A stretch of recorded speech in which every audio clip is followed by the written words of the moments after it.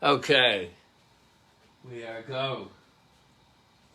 Why, good evening, good afternoon, good morning, depending on where you are in the world. I'm Gary Lucas, and I'm here to play for you again. Always a pleasure. Today is New Year's Eve. It's technically 3 p.m. here in the West Village, but it's 9 p.m. in Italy, 8 p.m. in the UK, 5 a.m. down under, and like that all around the globe. And I don't know, what a hell of a year. What more can you say? I mean, the Chinese have an expression, may you live in interesting times. May you live in interesting times. Why do I always forget to speak up into this thing? Okay, let's start over again. No, you heard me, I guess. May you live in interesting times is kind of something that you wouldn't want to get in a fortune cookie. Because it's got an ironic, sardonic, cutting edge to it, like, be careful what you wish for. Isn't that the truth? Also known as leave well enough alone, but you can't really progress. Standing still is losing, as Don Van Vliet said in a great song called Hobo Changba. So hopefully we're all moving forward at the same rate of speed now into the future. And we're going to leave this sorry ass mess of a year behind. I know that the vaccines are not getting out there as quickly as they should be. In this country, anyway. It seems the UK have us beat. Not that we're in any competition, mind you, but anyway, I'm just trying to think positive, good thoughts for everybody and everything out there, and play the guitar for you here. So let's see.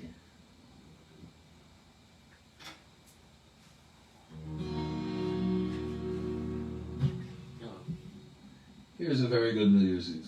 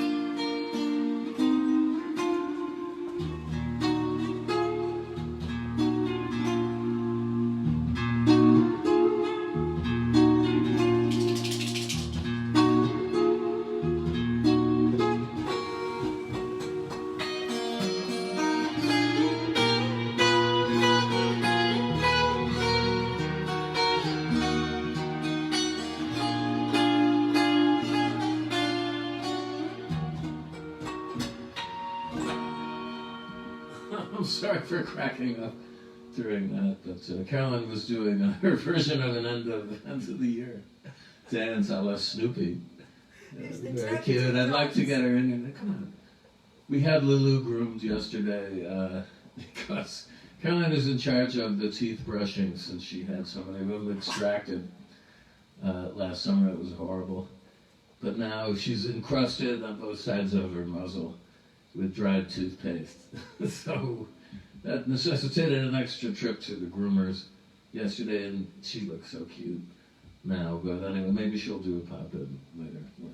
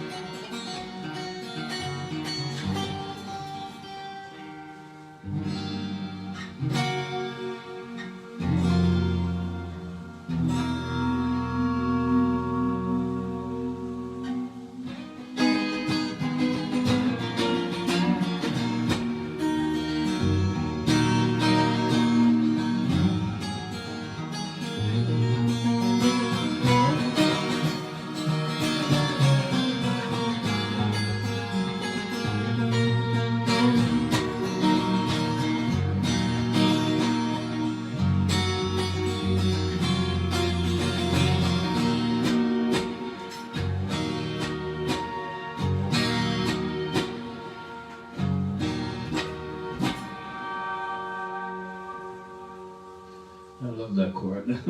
Okay, well, that was a medley of stuff, some new stuff at the beginning there. It's a work in progress. And then a little bit of Duke Ellington's Money Jungle. 'Tis the season, is it not? How appropriate. We're all we're all going out tonight, right? No. Actually, we are going out about a half a block from here to a wonderful Egyptian restaurant called Casa La Femme, run by friends of ours who've been in the neighborhood for years and years and years. And it's pretty, I would say, what isn't 100% foolproof these days as far as sheltering in place? You are separated from, you don't even see them, fellow diners on other sides of screen in this little tent. We call it a shuk, very elegantly appointed, with heat lamps and festooned with festive things in there. Excellent shish kebab and Middle Eastern food in there. Anyway, if you're in the West Village and you're hankering for something delicious, please visit them. But normally we wouldn't be doing this. And as it is, we're doing it at 6 p.m., which is midnight in Europe, but that was the only time we could get a res today.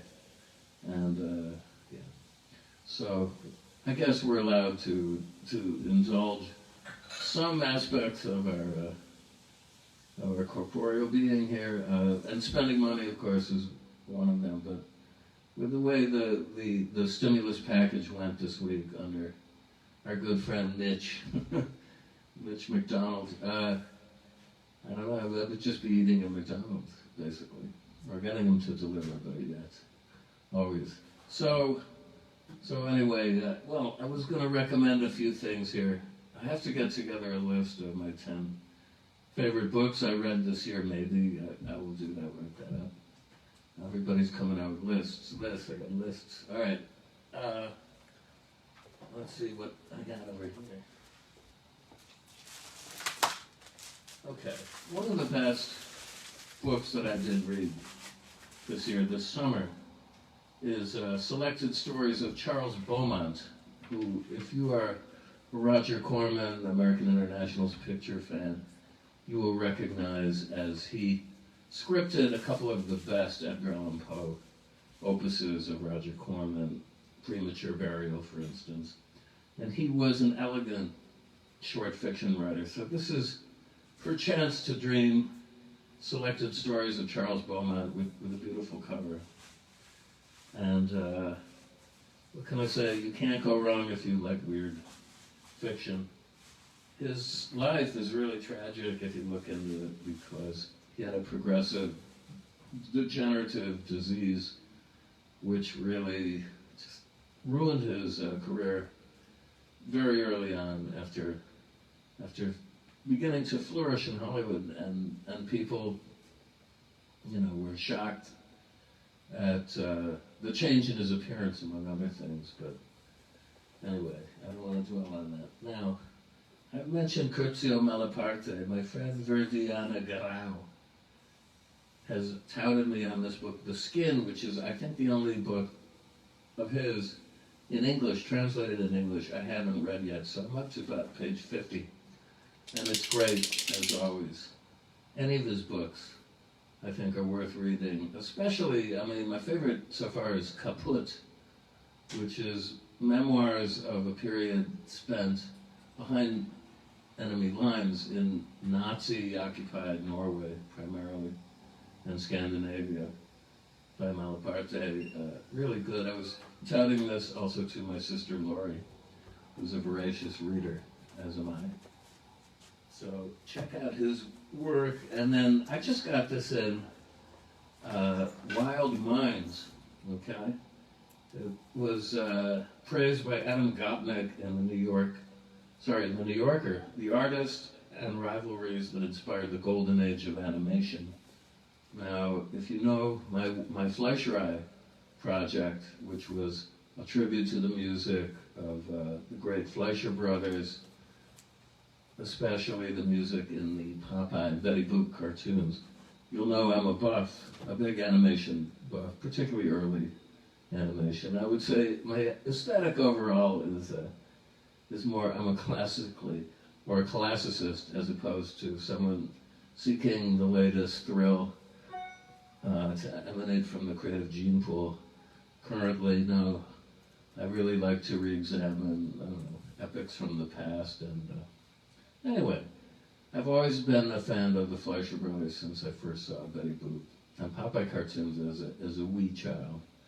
So this goes into depth about their rivalry with Walt Disney and the machinations by which they contrived to move their operation out of New York because of being picketed by an animators union that sort of grew out of the Teamsters union they affiliated with it.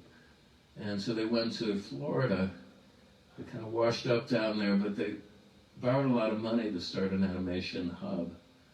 And sadly, they started fighting, the two brothers, Dave and Max Fleischer, and they weren't speaking to each other. And Paramount Pictures, who had lent them the money, decided to call in their markers on that deal very early on. And that was the end of their operation, which is a tragedy. But their work lives on. So, but this book also goes, into depth on people like Winsor McKay, who did Gertie the Dinosaur, one of the first animation efforts. And I don't know, I'm really looking forward to reading it, but I haven't started it yet. But it comes highly recommended. And what else? Well, oh yeah. I'm going to relentlessly plug this now until release date, but this is coming out, The Essential Gary Lucas, in this beautiful package, vis-a-vis Knitting Factory label. It's out January 29th, and you can pre-order it now, and I'll provide the link, or I have already. And tomorrow I'm going to put another clip that was done for a track of mine off of this record by my friend Paul Ryan down in, I think he's based in Melbourne. And sorry, Paul, if I got this wrong. But he's one of my down under peeps. And he's been tirelessly making promos like the one today, as has Dave Pearson. I want to really thank both these guys. It's so appreciated. I have no wherewithal to do this. I'm not skilled in that way. I have very limited skill sets, you see. I can play the guitar, I guess, but and write a bit. But I'm no polymath, although there's a very good discussion of the virtues and foibles of being a polymath in the Times Literary Supplement last week. And anyway, I digress. So let's switch over to electric guitar.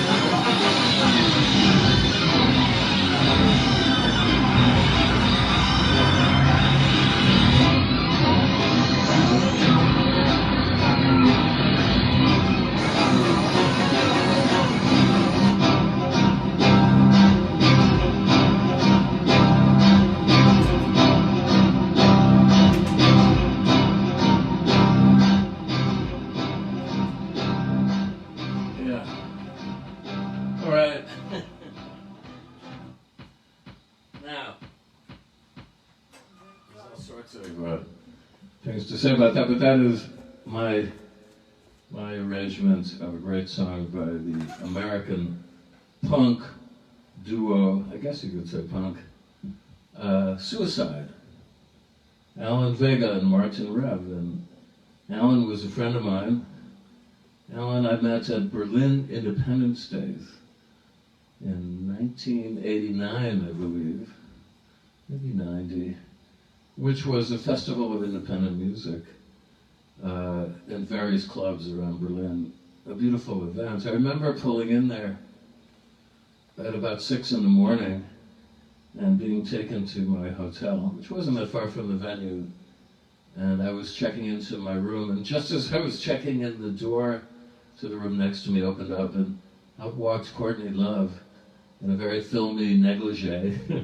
So I kind of smiled at her, and there were ships passing in the night. Also, at the event was Alan Vega, who came up to me after my concert there at the Loft and said, "I think you did that better than Suicide."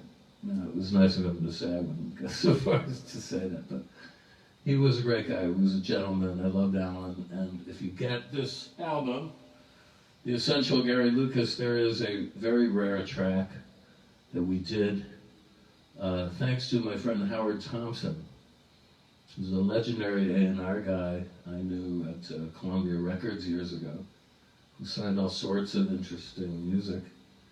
And he was friends with Alan. He brought, actually, Alan to Elektra Records. He moved over there, and he did a solo album over there. Anyway, Howard put us together, and we did this track, which is called Life Kills, which Alan performed with me at my 20th anniversary Gods and Monsters show at the Gramercy Theater here in New York City.